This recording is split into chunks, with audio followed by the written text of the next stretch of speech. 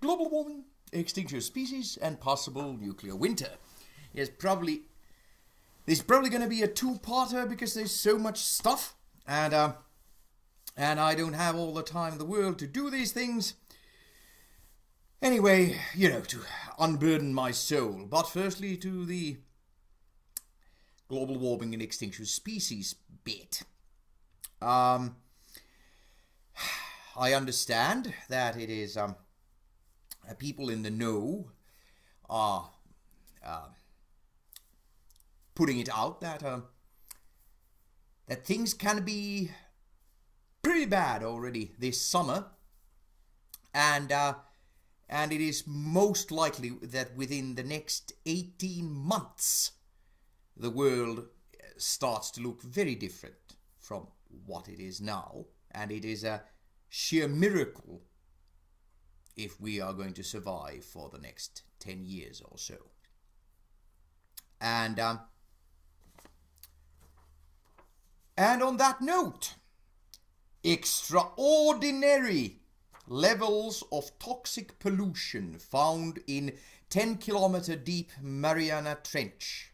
The Guardian reporting. Mariana Trench being the lowest or the deepest bit of the ocean. Now, where to continue? Let's say French presidential frontrunner Emmanuel Macron is being targeted by Russian media and internet attacks from within Russia with the goal of helping the election campaigns of his pro-Moscow rivals, his party chief said. Reuters reporting. Very interesting. Again, you had François Fillon, and it was supposed to be Fillon against Le Pen, so it's bad against very bad, and total disaster for France and anybody interested. And when something happens to Fillon, it's very nice that there can still be political scandals that affect somebody's career. Very nice. Immediately they have Macron, one dickhead dips, you have another dickhead immediately to replace him with. It's insane. But still, it's very interesting. Now, you have, a disaster brought on by right-wingers, and again, people seem to be voting for right-wingers. And surprisingly, the right-wingers are very impolite towards Russia, and suddenly, you should vote for a crazy right-winger because Russians are targeting him, and his rivals are pro-Moscow. I don't think that there are very many Europeans you can find who are pro-Moscow at the moment. But anyway, again, if reporting by The Independent is to be trusted, and I'm sorry, The Independent is what it is, and unfortunately, I don't speak Russian. But if the report by The Independent is to be believed, then the Russian new legislation about decriminalizing domestic violence, it was really awful. If it really is that it is no longer criminal, that it doesn't fall under ordinary criminal code, and then if truly you've had, I think it was Pravda or something, a reporter actually saying that women should be proud of their whatever scars. I mean that's like male chauvinist piggishness, and it's really unfortunate. And again, if you believe, let's have from the UK, journalists who obtain leaked official material could be sent to prison under new proposals. The Telegraph reporting. And yes, truly, it's getting very Orwellian in a very short time in the United Kingdom. I mean, it's really scary. Then if you let's take something from the United States again, if you are to believe the Independent, Google ordered to share Gmail messages from non-US users with the FBI. And again, if let's say that our world doesn't have very much longer, and again, nothing really is being done to actually save us, is this really the way you people want to live? For the few precious years you have left. Husbands beating wives. Journalists imprisoned for doing their jobs. I mean, I don't know. Wouldn't be my choice. But anyway, let's roll with the awful situation of the United Kingdom. And of course, one has to say that things seem to be pretty bad in France also. So firstly, you study the United States and you find out it's completely effed up. Then you move to the United Kingdom and you find out it's completely effed up. And then you move to France and now it seems that it's completely effed up there as well. I mean, rather unfortunate.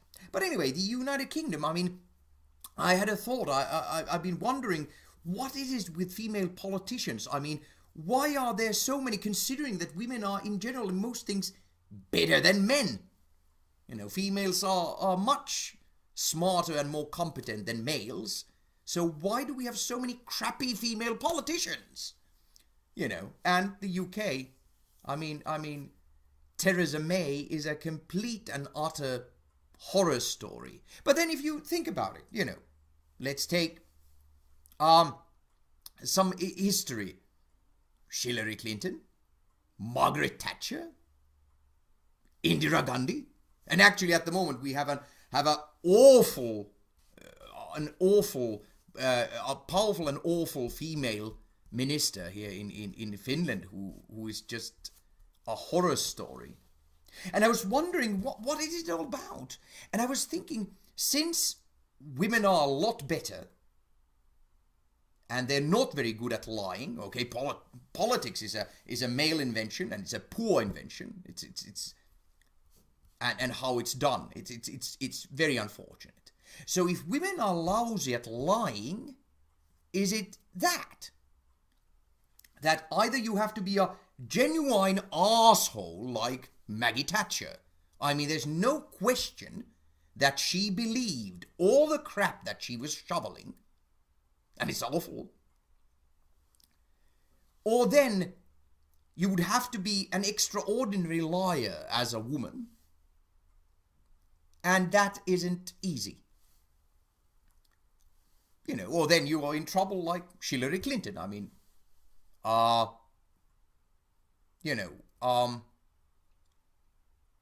nobody lied more poorly than she did. So again, is it that women are too honest for the crap that is politics at the moment? I don't know.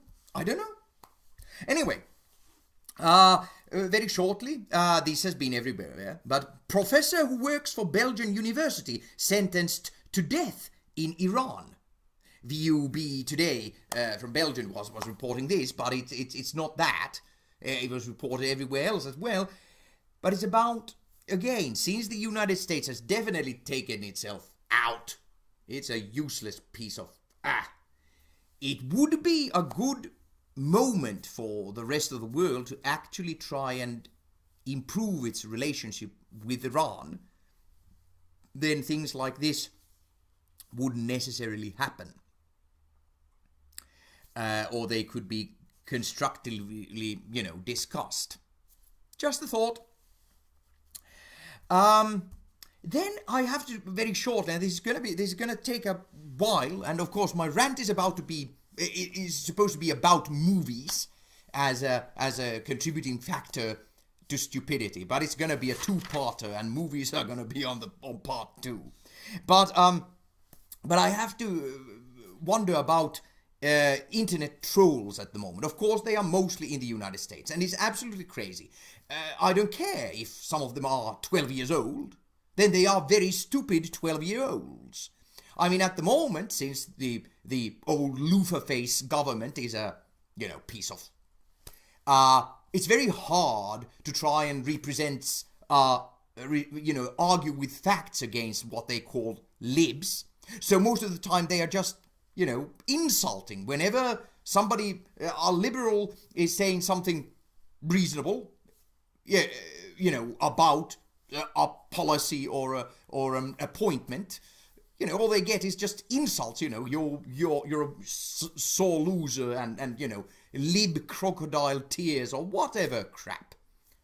And again, it's absolutely ridiculous for somebody who claims to support Donny Tiny Hands to say you lost. If you're an ordinary person in the United States, you're going to lose your education and your healthcare and so on.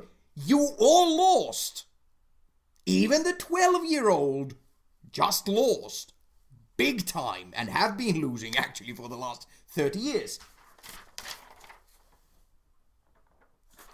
And again, I'm pretty sure that's about 20 years too late, actually. Somebody should have done something when Bill Clinton was trying to become president. So anyway, what